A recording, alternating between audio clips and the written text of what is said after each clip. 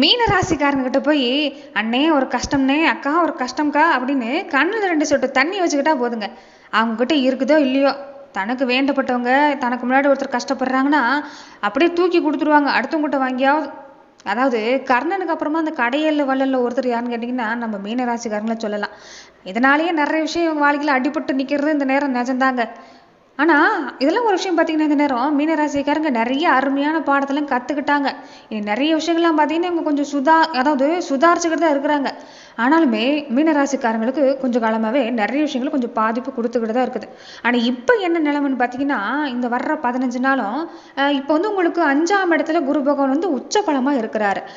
ஜென்ம ராசியில் சனி இருந்தால் கூட குருவோட பார்வை உங்கள் ராசி மேலே படுறதால இந்த வரக்கூடிய இந்த 15 நாள்லாம் பார்த்தீங்கன்னா உங்களுக்கு நிறைய நல்லது நடக்கிறதுக்கான வாய்ப்பெல்லாம் பார்த்தீங்கன்னா மீன ராசிக்கு இருக்க தான் செய்யுது.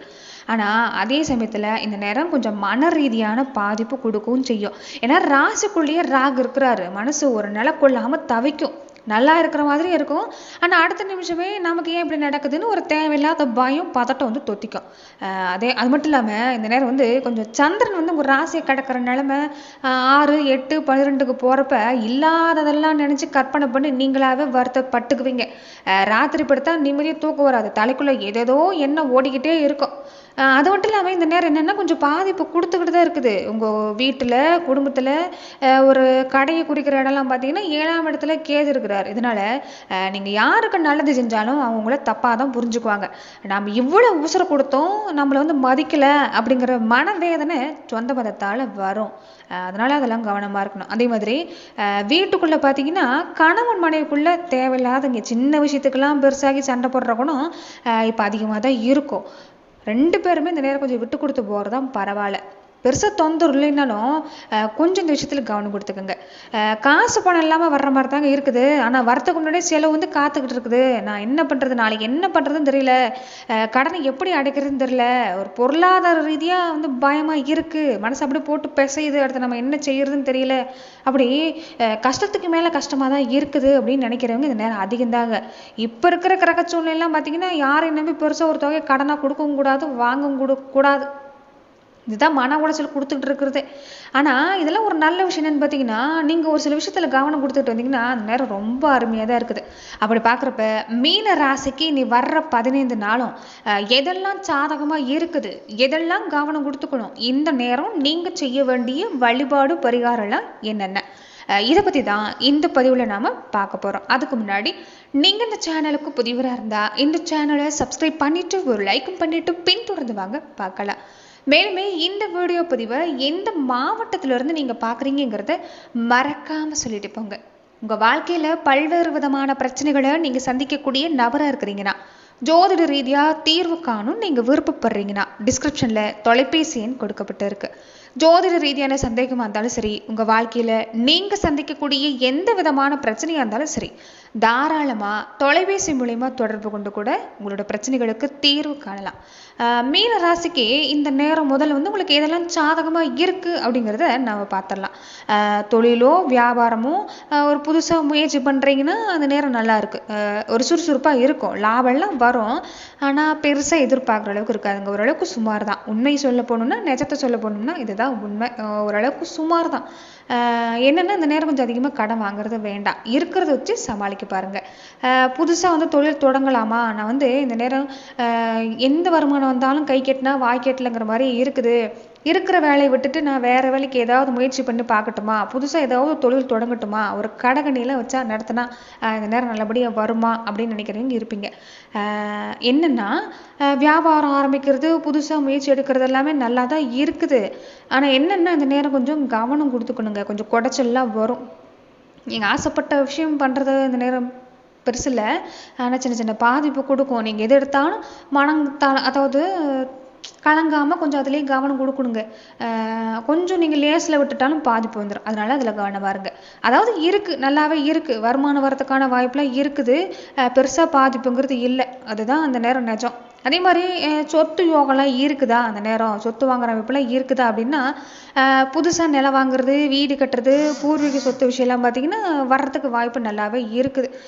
சொத்து யோகம் இருக்குதுங்க. குடும்பத்தில் குழந்தைங்களுக்கெல்லாம் எப்படி இருக்குது அப்படின்னா குடும்பத்தில் வந்து பாதிப்பு இல்லை. நல்லாவே இருக்குது. சின்ன சின்ன சண்டை வரும். ஏன்னா இந்த நேரம் வந்து கேதுவோட அமைப்பு ராகுவோட அமைப்புலாம் பார்த்தீங்கன்னா கொஞ்சம் ஒரு சில விஷயத்தெல்லாம் கவனம் கொடுக்கணுங்க. சும்மாவே சம்மந்தமில்லாமல் விஷயத்துக்கெல்லாம் சண்டை பண்ணிக்குவீங்க. அதாவது நம்மக்கிட்ட ஏதாவது மறைக்கிறாங்களோ, நம்ம வந்து ஏதாவது ஒரு சின்ன சின்ன சந்தேக எண்ணங்கள்லாம் கொஞ்சம் கொடுக்கறதுக்கான வாய்ப்பு இருக்குது. கொஞ்சம் அதை மாற்றிக்குங்க. அந்யோன்யம் அருமையாக இருக்குங்க. குடும்பத்துக்குலாம் பார்த்தீங்கன்னா பாதிப்புங்கிறது பெருசாலாம் இல்லை. என்ன தான் குடும்பத்தில் கஷ்டம் இருந்தாலும் சண்டை சச்சரவு இருந்தாலும் வெளியே ஆள்கிட்ட பகிர்ந்துக்காதீங்க. மூணாவது மனுஷங்களை வந்து வீட்டுக்குள்ளே அனுமதிக்காதீங்க. நீங்களுமே மற்றவங்ககிட்ட எந்த ஒரு விஷயத்தையும் செய்யறதும் வேண்டாம், சொல்கிறதும் வேண்டாம், செய்யறதும் வேண்டாம். மற்றபடி பார்த்தீங்கன்னா குடும்பத்தில் பரவாயில்ல, நிறைய நல்லது நடக்கிறதுக்குலாம் வாய்ப்பு இருக்குது. இந்த நேரம் திருமணம் சம்மந்தப்பட்ட காரியம், ஒரு குழந்தை இல்லாத தம்பதிகளுக்கெல்லாம் புத்திர பாக்கியம் கிடைக்கிறது இந்த நேரம் ரொம்ப அருமையாக தான் இருக்குது. குழந்தைங்களோட படிப்பு வேலை விஷயம்லாம் எடுத்துக்கிட்டிங்கன்னா பரவாயில்ல. நிறைய பேர் இந்த நேரம் என்னென்னா வண்டி வாகனம் யோகம் இந்த வாரத்தில் இருக்கா அப்படின்னா புதுசாக வண்டி வாகனம் வாங்குகிற யோகம்லாம் இருக்குது. வண்டி ஓட்டுறப்ப நிதானமாக இருங்க. சாகசம் பண்ணுறேன்னு வேகமாக வண்டியெல்லாம் ஓட்டக்கூடாது. மனசு தான் ஒரு நிலையில் இல்லை, கவலைப்பட்டுக்கிட்டே இருக்குது, குழப்பத்திலே இருக்குது. இந்த காலம் கொஞ்சம் அப்படி தாங்க இருக்கும். நீங்கள் பெருசாக பயப்பட வேண்டாம்லாம் இல்லை. ஒரு தைரியத்தை ஒரு சுறுசுறுப்பாக நீங்களாக கொண்டு வந்தாலே போதும். மற்றபடி பாதிப்பு இல்லை. என்னென்ன இந்த நேரம் உடம்புல கொஞ்சம் வந்து தொந்தரவு கொடுக்குங்க. ஏன்னா ராசியில் வந்து சனி இருக்கிறார். ராத்திரி நேரத்தில் ரொம்ப நேரமாக முழிச்சிருக்காம சீக்கிரம் தூங்குங்க. சாப்பாட்டு விஷயத்தில் கொஞ்சம் கவனம் கொடுங்க. வயிறு சம்மந்தப்பட்ட பிரச்சனை கொடுக்குங்க. அதனால் அதில் கவனமாக இருக்கணும். உடம்புல அசதியாக இருக்கும், கை கால் வலி மூட்டு வலி இதெல்லாம் கொஞ்சம் கொடுக்கும். அதனால் அதிலெல்லாம் கொஞ்சம் கவனம் கொடுத்துருந்தீங்கன்னா மற்றபடி பார்த்தீங்கன்னா இந்த நேரம் உங்களுக்கு பாதிப்பு இல்லைன்னு சொல்லலாங்க. அதே மாதிரி இந்த நேரம் என்னன்னு பார்த்தீங்கன்னா காசு பணம் கைக்கு வர்ற மாதிரி இருக்குங்க. ஆனால் வரதுக்கு முன்னாடி கொஞ்சம் செலவு இருக்கும். முன்னாடி கொஞ்சம் சுதாரிச்சுக்கிட்டிங்கன்னா பரவாயில்ல. உடம்புல சொன்ன பார்த்தீங்களா முன்ன கொஞ்சம் எதுவுமே இல்லை, பெருசாக எந்த வியாதியும் இல்லை. ஆனால் உடம்பு அசதியாகவே இருக்குது, கை கால் குடைச்சலாகவே இருக்குது. டாக்டர்கிட்ட போய் செக் பண்ணால் ஒன்றும் இல்லைங்கிறாங்க. ஆனால் உடம்பு மட்டும் ஏதோ பண்ணுது அப்படின்னு ஒரு பிரம்மை கொடுக்கும். ஏன்னா ராகு வந்து ராசியில் இருக்கிறார். அதனால் ரொம்ப பயப்பட வேண்டாம். கேதுவோட நிலைமையெல்லாம் பார்த்தீங்கன்னா முன்ன சொன்ன மாதிரி சாப்பாட்டில் அலட்சியம் காட்டக்கூடாது. இந்த வயிறு உப்பசம் ஜீரண குறைபாடு இதெல்லாம் கொஞ்சம் கொடுக்கறதுக்கான வாய்ப்பு இருக்குது. அதனால் கவனமாக இருங்க. அதே மாதிரி இந்த நேரம் பார்த்தீங்கன்னா மீன ராசிக்காரங்க இந்த மாதிரியான விஷயம்லாம் போகணும், ஒரு வந்து என் உடம்புல நல்லா இருக்கணும், இந்த நெகட்டிவான விஷயம்லாம் இருக்கக்கூடாது அப்படின்னு நினச்சிங்கன்னா அந்த ராகு கேதுவால் வர்ற மன பயத்தை விரட்டணும்னா உங்கள் ஊரில் இருக்கக்கூடிய இந்த காளியம்மன் மாரியம்மன் துர்க்கையம்மன் கோவிலுக்கு போங்க. செவ்வாய்க்கிழமை ராகு காலத்தில் மதியம் 3லேருந்து 4:30க்குள்ள அம்மனுக்கு வந்து எலுமிச்சப்பழ விளக்கு ஏற்றி கும்பிடுங்க. மனசில் இருக்கிற பயம் எல்லாமே காற்றுல அப்படியே பறந்து போயிடும். இது வந்து தற்காலிகமான ஒரு கிரக பயிற்சி தாங்க. 5ல் குரு இருக்கிறாரு. அதனால நீங்கள் வந்து கவலையெல்லாம் பட வேண்டாம். தைரியத்தோடு இருங்க, கலங்கி நிற்காதீங்க. இந்த வழிபாட்டை கொஞ்சம் செஞ்சுட்டு வர பாருங்க. மற்றபடி பார்த்தீங்கன்னா பரவாயில்ல. நீங்களே எப்போ ஏற்பட்ட ஆளுங்க தெரியுங்களா, சும்மா வந்து சாதாரணமாக தான் பேசுவீங்க. ஆனால் மற்றவங்க எல்லாமே சிரிக்க வைக்கிற ஒரு நல்ல குணம் யார்கிட்ட இருக்குன்னு பார்த்தீங்கன்னா அந்த மீனராசிக்காரங்க தான். சுத்தவங்க அதாவது சுற்றி இருக்கிறவங்க யாராவது சோகமாக இருந்தால் உங்களுக்கு பிடிக்காது. தனக்குள்ள 1008 கஷ்டம் இருந்தால் கூட அதை மனசில் அப்படியே வச்சுக்கிட்டு மற்றவங்களை சிரிக்க வைக்க நினைக்கிற ஒரு நல்ல குணம் கொண்டவங்க நீங்கள். மற்றவங்களுக்கே நீங்கள் இப்படி நினைக்கிறப்ப உங்கள் மனசை நீங்கள் தான் நல்லா பார்த்துக்கணும். அதுதான் முன்ன சொன்ன மாதிரி மீனராசிக்காரங்கிட்ட யாராவது கஷ்டம் போய் நின்னா ஒரு 2 சொட்டு கண்ணு தண்ணி கண்ணில் வந்துட்டா போதுங்க, அவங்களுக்காக எதை வேணாலும் செஞ்சுருவாங்க. இதனால நிறைய விஷயம் பாதிப்பு உணர்ந்து தான் நிற்கிறீங்க. இந்த நேரம் வந்து உஷாராக தான் இருக்கிறீங்க. ஆனால் என்ன இந்த மனசு பார்த்தீங்கன்னா கொஞ்சம் ஒரு சில விஷயம்லாம் கேட்கல. ஏதாவது செய்யணும், யாராவது கஷ்டம் வந்து நிற்கிறவங்களுக்கு செய்யணும்னு நினைக்கிறீங்க, தாராளமாக செய்யுங்க. அதாவது இல்லாதப்பட்டவங்களுக்கு ஏழை எளியவங்களுக்கு அன்னதானம் மாதிரி வாங்கி கொடுக்கறது, ஒரு சாப்பாட்டு விஷயத்தில் நீங்கள் இந்த கணக்கு பார்க்காம பண்ணுறது பரவாயில்ல. ஒரு கோவில் குளம் போகிறீங்கன்னா அங்கே வாசல் இருக்கக்கூடியவங்களுக்கு எல்லாமே ஏதாவது உங்களால் முடிஞ்சது நீங்கள் செய்கிறது ஓரளவுக்கு பரவாயில்ல. அதே மாதிரி இந்த பார்வை இல்லாமல் இருக்கிறாங்கல்ல, அந்த உடல் ஊனமுட்டு இருக்கக்கூடியவங்க, பார்வை இல்லாமல் இருக்கிறாங்கல்ல, அவங்களுக்கு உங்களால் முடிஞ்ச உதவிகள்லாம் செய்யுங்க. இதனால் வந்து மனசுக்கு நிம்மதி கிடைக்கிறது மட்டும் இல்லை, நம்ம கர்ம வினை எல்லாமே போகிறதுக்கான வாய்ப்புன்னு பார்த்தீங்கன்னா மீன ராசிக்கு கொடுக்கும். அதனால் இதெல்லாம் கொஞ்சம் கவனம் கொடுங்க. மற்றபடி பார்த்தீங்கன்னா இந்த நேரம் மீனராசிக்காரங்களுக்கு அவ்வளோ பெரிய பாதிப்புலாம் இல்லை. தொடர்ந்து பார்த்தீங்கன்னா மீனராசிக்காரங்க இந்த ஒரு முக்கியமான விஷயத்தை கொஞ்சம் செய்ய பாருங்க. அதாவது உங்கள் கையால் கொஞ்சோண்டு கொண்ட கடலை குருவுக்கும், உளுந்து வந்து ராகுவுக்கும், கொள்ளு வந்து கேதுவுக்கும், இதெல்லாம் ஒன்றா கலந்து பறவைகளுக்கு இந்த புறா குருவி இந்த கோழிக்கெல்லாம் தீவனமாக போடுறது பரவாயில்ல. வாயில்லா ஜீவம் வந்து அது சாப்பிட்டா நம்ம தலைக்கு வர்றது எல்லாமே தலைப்பாகையோடு போச்சுன்னு சொல்லுவாங்கள்ல, அந்த மாதிரி பல நல்லது நடக்கும். தினமுமே நீங்கள் மதியம் சாப்பிட்றதுக்கு முன்னாடி இந்த காக்காவுக்கு ஒரு கைப்பிடி சோறு வைங்க. அதே மாதிரி இந்த தெருவில் சுற்றுற இந்த கருப்பு கலரில் இருக்கக்கூடிய நாய்க்கு பிஸ்கட்டோ இல்லை சாப்பாடோ போடுங்க.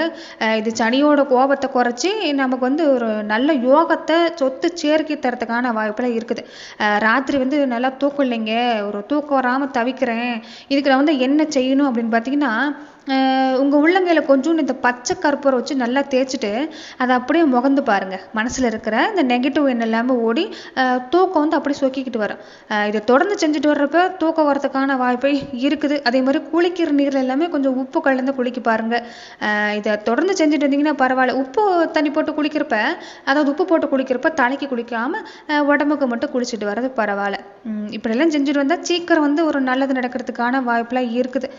அதே மாதிரி முன்ன சொன்ன மாதிரி நீங்கள் இந்த ராகு காலத்தில் பக்கத்தில் இருக்கக்கூடிய துர்க்கை அம்மனுக்கு, காளியம்மனுக்கு வந்து நீங்கள் இந்த செவ்வாய்க்கிழமை அன்னைக்கு ராகு காலத்தில் நீங்கள் வந்து எலுமிச்சை பழத்தை 2ஆக நறுக்கி சாறு எடுத்துகிட்டு அதை அப்படியே குப்பரை கவுத்து அதில் நல்லெண்ணெய் நெய் ஊற்றி விளக்கேற்றி அம்மனை மனசார கும்பிட்டு வந்தாலும் அந்த மனசில் இருக்கிற பயம் அது எல்லாமே விலகி போகும்.